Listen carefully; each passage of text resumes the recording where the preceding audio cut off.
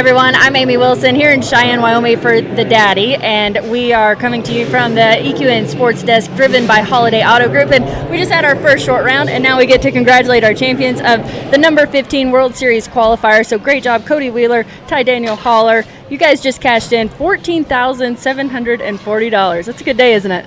Glad to get the trip paid for. Yeah. And still more roping to go, I'm sure? Yes, ma'am. Yeah. Sure. So we're going to talk all about this and the runs that you had today. But first, let's talk about your background, how you got into roping, where you guys are from. You now live in Midland, and you work in the oil field and rope every chance you get, I know. But kind of take us through that. I grew up as a kid in Indiana and roped up there growing up. My dad always roped, and so I've roped since I was a little kid, and was fortunate enough to go to SAU and college rodeoed over there. When I graduated there, I moved to Decatur, wanted to try to take roping to the next level. Lived with Drew Stewart for a couple years over there, and we had a blast, and one thing led to another, and I ended up in the oil field in Midland.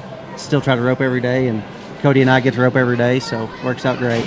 Yeah, probably a huge advantage that you both get to rope together, and then when you show up, it's such a great partnership. But tell us your background.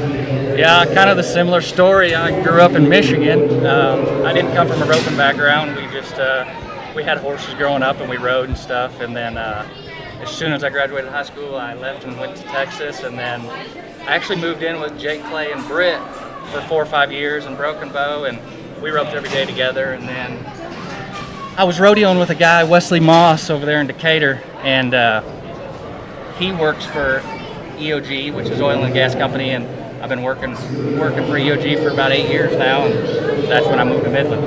I like it. I always think it's interesting to hear those stories and the opportunity that these rope-ins provide for you guys who love to rope while still having your other careers. So, but there's really nothing that compares. Both of you guys mentioned roping every day and getting to that level that you want. There's really nothing that compares to being able to do that.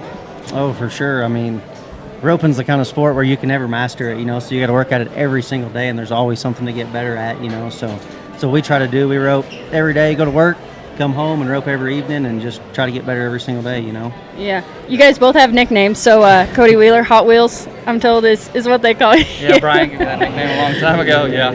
So that's how that came about? Yes, that okay. was him. And they call you TD, just short for TyDaniel? Just short for TyDaniel. Yeah. They've called me that since I was a kid. Yeah. TyDaniel's a mouthful, I guess, so everybody just shortened it to TD. Well, you're a cool team when you both have great nicknames and you roped the way you did today. I think we should take a look at all of these runs. We're going to start in round one. This was we want to. a 6.98 round one. Tell us about this one. That steer was good. I mean, they kind of sorted on him throughout the roping, but he was on the weaker end of them, and that was pretty easy there. Cody and I were talking the other day. We'll run, hundreds of steers a week, and it seems like everything goes good, and then I told him when we rode out, I said, why does everything act up weird? Like right there, I got to step by, and then I heeled him. When I pulled my slack, it went between my fingers. Oh. And so that's why I bumbled my dally. I was all fouled up. I'm like, we could run 100 more, and I wouldn't do that. Like, you got to react quick. Round two, 8 flat on this one. What'd you think? This steer was a little bit stronger and off down there to the right, but he was, we drew pretty good all day. No, we did. This one, I got in a better spot. It was a lot easier to heel this one. Finished a lot better than I did on the first one. I cost us some time on the first one. Yeah. Did you feel like you were a little bit late? No, I didn't really feel late. I wanted to make sure I seen it because everybody's been giving me heck. I've been too close to the barrier, so I was a little nervous. Yeah, I just saw you ask your horse for a little bit more. Okay, round three. This is also a good steer, and you guys capitalized 6.19. Take us through this one. Yeah, that was the one we needed right there to put us where we wanted to be. Yeah, that just felt like a practice pin run right there. Everything was controlled. I know it was a faster run, but it felt the easiest, honestly, of all three of them. Yeah, really smooth. That looks great. That horse, he scores good, and he's flat. He's easy to catch on, and he made it pretty easy. I actually put that horse in Leveland, the horse Steve Friscott's horse sale next month, and his rope horse sale, so he's going to be there for sale. Oh, that's a huge opportunity for somebody. Okay, this is the short round. You guys were high call. It had kind of fallen apart before this run, and this was wild. That last jump, and you just sent it. You nodded backing up. Tell us all about this one. Well, he was fighting the chute real bad, and I knew to stay off the barrier a little bit. We had to be 7 or 8 seconds, and you could be that at the very back end. But he was good right here straight and kind of maybe stepped to me, and then Then he left took me off. to the right. Yeah, I thought, oh gosh, I've done a bad job. I didn't get up there in my spot. I was a little late from the get-go. And then when he jumped in the air right there, I was like, oh, Lord, please just keep Stay 2 on. feet. Just Yeah. stay on there, please. So it took you a little bit by surprise when he nodded backing up, didn't it? Yeah, like I figured he'd back in there. He'd been backing in there and then just getting a rattle and going. And so I was kind of waiting on the rattle, and he nodded, and I was like, oh, shoot, I better go. I'm behind. And then I know to keep him straight, we work together every single day, so I know how he likes them. And then that one was off to the right, and I'm like, sorry, dude, you're on your own. So you, Trying to put a little power on it and get it over there. so you said you knew backing in you had to be 7 or 8 seconds, and you were 7.76 on that run, so you used all that you needed to. But as soon as you made the run, did you know it was enough? Yeah, I mean, I knew it was. Yeah. You have a pretty good internal clock. Yeah, we were 8 flat down there at the end, so I mean, I knew it was pretty. Yeah, and that steer was trying.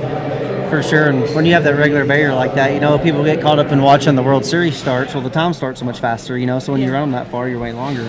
15 regular barrier, kind of get you thinking. You got to make sure you're in the right rope and don't panic when you're down there that far. Yeah, that's a good point, not to ever panic, just to keep rolling with it and make adjustments as you need to, even though it's going really fast. Describe that feeling when you're high call, you back in there, you handle the pressure, it's a wild run, and you get the win. Take us through that.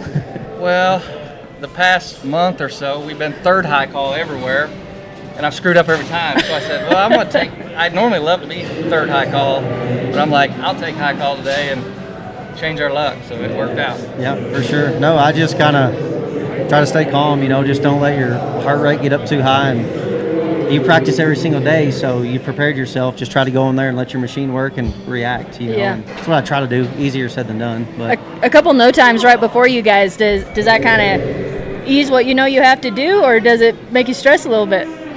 Or do you not pay attention? Yeah, I try not to watch the rope. I mean, I watch it, but I still just try to, try to make the best run you can for every steer. Don't try to rush it, but try to make a good run. So I just try to do that. Yeah. And now some really cool buckles that say that you're the champs here at the Daddy Team Roping, and so that's awesome. And as I mentioned, $14,740 there. We're 90 teams this year. Entries are up. People are loving this roping and how it's evolving over the years, so we love that too. Talking about the horses that you guys are riding, you mentioned yours is in a sale next month. You also have a Riata horse that you've been riding and that you paid into the side pot here, so that's a great deal as well. Anything you want to say about your horses? Yeah, no, the Riata's great. I mean, we try to keep. We got 4 or 5 at home all the time, and we enter it every year. And I just so happen to be riding the other one, but I did nominate one for this roping, and I'm going to ride him in the 14. So, but yeah, the Riata's great. All the money Denny adds, and I mean, it's a good deal. I mean, his roping this year is going to be outstanding. So, yeah, no, it's we like it. Yeah, and for anyone who hasn't heard, they're adding $50,000 to the Open this year at the finale for the Riata. So great info there as well. Tell us about the horse you were on.